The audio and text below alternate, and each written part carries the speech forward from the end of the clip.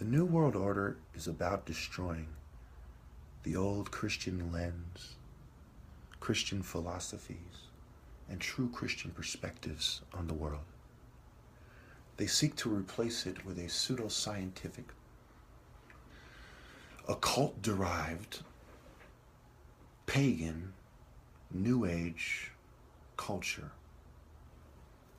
type of order, a new cultural order, a new social order, a new military order, a new philosophical order, even new martial arts orders, new educational order, new directions in science that solidify and force the general population to adopt an Enlightenment era philosophy just to keep their head above the water.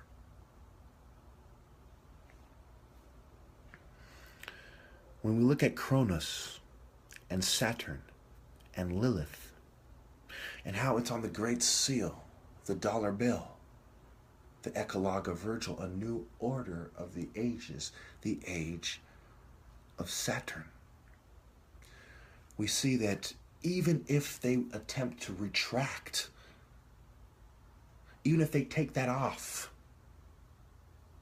it doesn't change the fact that we see the types of things that Saturn or Cronus, if he exists, or if he had existed, would approve of. We see the capital is infested with the philosophies of this Greco-Roman Saturn / Cronus. The idea of pagan festivals, pagan behavior and festivities, the idea of controlling wealth and defining wealth is from a Greco-Roman perspective. Agriculture, we see with the GMOs, we see them playing God, and they're not limited by the morality derived from the Bible, which says, hey, this is pushing it now. God doesn't want to play with us to play with his creations, for example. Okay, but instead their pagan philosophies say, keep going, and achieve enlightenment. Plotinus said there's no such thing as evil, it's just imperfections. Just keep going. Don't listen to the Christians, who didn't understand the universe and the earth in rotation around the sun. They thought the earth, was the center. We talk about heliocentric models and so on, right? Don't listen to those dark age Christians, right? We see the role reversal, the LGBT community. Cronus devoured his own children. Okay, that's part of the myth. We see killing babies. And of course, this is where it overlaps with Lilith, because the Lilith narratives are adverse to a mainstream Christian narrative where Lilith is hardly mentioned in the Bible. She's just a mother of a darkness and abomination, stealing babies. But they elaborate in the 6th century with Jewish magical inscriptions. They talk about her in the Talmud. There's other writings, because remember, the Hebrew Bible or the Old Testament is a Jewish writing, so there has been Jewish philosophers that attempt to expound on their version of events and the meanings of these events. We have Jung give us the science of mythology, and of course Carl Jung, Sigmund Freud. These are probably the most famous psychologists, even though they didn't invent psychology. They weren't the smartest guys. Why are these guys embraced? It has to do with us destroying the Christian lens and philosophy and embracing these Enlightenment era, sadists, right? You think Marquis de Sade was a Christian? You think these sexual sadists are less compatible with the New World Order, Enlightenment era philosophies, and more compatible with Christianity? Of course, their philosophy, just like with Jim Jones, who was a communist, whether he says he's a reverend or not, you got to go by philosophy. This attack is philosophical. They don't care if you think someone is a Christian who's on their side or not, as long as you start to see it their way. They don't much care if you label yourself a Christian or not, as long as you see it their way. when it comes down to behaviors and control, especially. And of course, on record, Jim Jones used psychology to gather a crowd of 2/3 black people and to indoctrinate them with communism. And he was a homosexual, just like Freud. And just like the gay pedophiles in the 6th century, BC, in Athens. So Athens. And then you had Lesbos, Sappho, the poet. Okay, she was a poet. And of course, it was a poet who was recognized as the first feminist. And then you have an elitist with an Enlightenment era philosophy, Abigail Adams, who was, I believe, a Unitarian, Enlightenment era philosophy, mind you, who was called America's first feminist. And then you have feminist psychology, and you have satanic feminists, and it goes back to the Church of Satan accepting the LGBT philosophies. And who did the army use as the head of their psychological operations unit? Well, if you want people to think like a Christian, you're going to use a Christian. But if you want people to think like a Roman or a Greek, if you want people to worship Hades and Ares,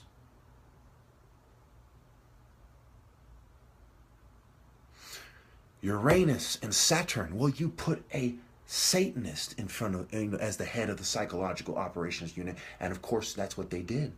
And they did that during a critical time in the history of this nation, right? We have a Cold War with Russia, right? And we're defining American values. Like, we disagree with Russia. There's a Cold War, okay? And it hasn't stopped, arguably, since.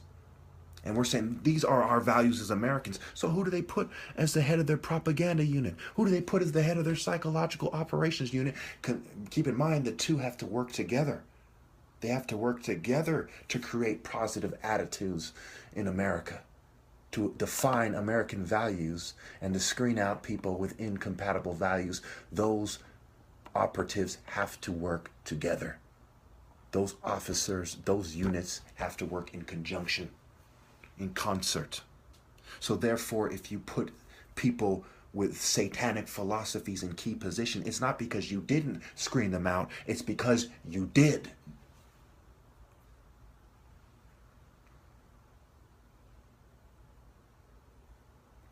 So, you have a bunch of feminists, bragging about how they kill their babies on the internet. Just Google it. Feminist brags, I kill my babies. And she's a Marxist, And Lilith is the goddess of killing babies. And then you have some of the main financiers of feminism, having their magazine, Lilith magazine, going on about feminist issues. And lo and behold, everything they're talking about would be 100% approved by Lilith. Everything they're talking about is completely compatible with co-masonry, the Eastern Star, and female occult perspectives. Oh, why am I not surprised? Because this isn't a new Christian world order. I mean, think about it. Separating church and state, the new world? The new world, separating church and state, new world order. What, are you fucking stupid? Anyone who's attacking Christian morality is helping to create the new world order, period. And the more passionately they're doing it, the better they are at it, the more their arguments are similar to the bitches who read Lilith magazine, the Frieden, the Steinen. The more their arguments reflect a racist, slave-owning, Unitarian bitch, the more likely they know what they're doing while they're doing it. So, to end this, it is impossible for the rational mind to hear this video and to not see that I'm right. It is impossible. So what kind of minds, what kind of people would carry on as if I'm wrong? What kind of people? Irrational people. Why are they irrational? Because they have a complex. And I'm going to go one step further. It is irrational not to accept the morality comes to us from the divine. It is irrational to think that we could possibly exist without some powerful creator. It is irrational to believe in a creator or to think that to look at things in terms of the story in the Bible and to say that the devil is right and God is wrong. Why would people come to these conclusions? They're complex. Imagine you're a sniveling geek, right? And you're reading about great warriors who are inspired by God in the Bible. You know, you want people to value you being a geek. Imagine you're some dumb, fat, feminist bitch and you hear about how gluttony is a sin in the Bible. Now it talks about God bless, some people by making their children beautiful, right? You say, well, that's shallow. You see what I'm saying? At the same time, beauty is vain, right? It fades. But it also is a blessing. Hell, our life is a blessing, but it's not forever, right? We're blessed with life in this world and with this world, but they don't last forever. So what you see is a bunch of people who, so help me God, you have a bunch of jealous bitches. These are the main people attacking Christianity. I go as far as to say that everyone attacking Christianity is either a jealous bitch, a dumb bitch, or both. You think it was a bunch of moral relativists saying, hey, it's wrong to put smallpox on the blankets in the Native Americans when smallpox is wiping them out over here, here, and here. Why are you going to put purposely put it in their blankets and give them the blankets? That's wrong. Who was sticking up for them? A bunch of people who follow Platonius? Or was it the people who follow Jesus? And does it matter whether or not they were a priest or not?